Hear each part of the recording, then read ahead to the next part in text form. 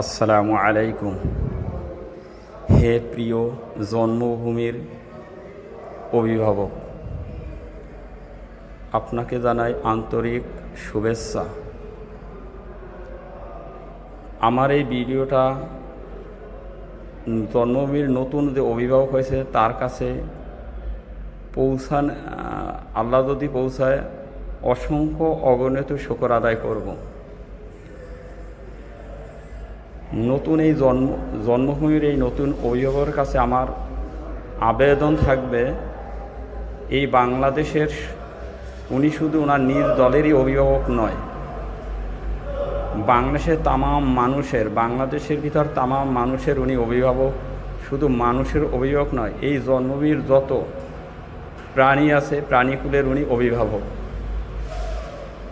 আর যেহেতু উনি অভিভাবক হয়েছেন, আল্লাহ পাক ওনার প্রত্যেকটা কাজের জবাবদিহিতা নেবে। বিশেষ করে মানুষের অধিকার, মানুষের পাওনা সম্পর্কে ওনার জবাবদিহিতা দিতে হবে। সেই জবাবদিহিতা আমরা দোয়া করি আল্লাহর কাছে উনি জবাবদিহিতা দিতে দিয়ে সফলতা অর্জন করতে পারে। আমার কাছে খুবই কষ্টের বিষয়, আজকের আমি যে দুইটি ভিডিও এখানে অ্যাড করেছি, যে রাস্তায় এই শীতের দিনে যারা ঘুমাচ্ছে, বসবাস করার মতো জায়গা নাই, কিংবা অন্য যে কোনো কারণে হোক, অসুস্থতা হোক, মানসিক সমস্যায় হোক, এক কথায় পাগল হোক, তাদের আমরা পুনর্বাসন চাই। কোনো মানুষ রাস্তায় ঘুমিয়ে থাকবে তা আমরা চাই না।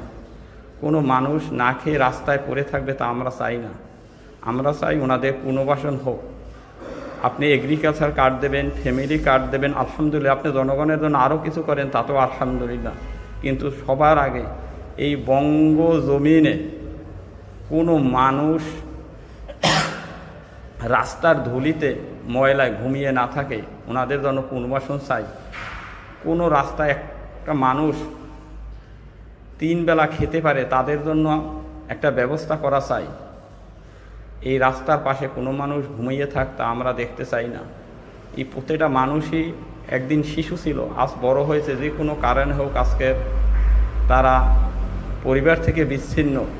তাদেরকে সরকারিভাবে পুনর্বাসন চাই, সরকারিভাবে তাদের পুনর্বাসন চাই।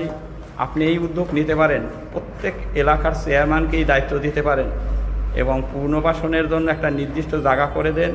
বাংলাদেশের কোনো মানুষ এরকম রাস্তায় ঘুমিয়ে থাকবে, অসহায় জীবনযাপন করবে, কোথায় খাওন, কোথায় ঘুম, কোথায় বাথরুম, কি মাছি মশা চিকিৎসা, কোনো ব্যবস্থা ওদের নাই। ওরাও মানুষ। আল্লাহ কাকে কোন অবস্থায় কখন কোথায় নিয়ে যাবে আল্লাহ পাক ভালো জানেন। তারপরেও আমাদের দায়িত্ব, আমাদের কর্তব্য, বিশেষ করে আমার আপনার একার হবে না, সরকারিভাবে উদ্যোগ নিতে হবে। এবং এই প্রধান বাংলাদেশের নতুন সরকারের নিকটে আবেদন, প্রধান কাজ যেন বাংলাদেশে একটা মানুষ রাস্তায় না খেয়ে, রাস্তায় যাতে না ঘুমায়, ওনাদের পুনর্বাসন চাই।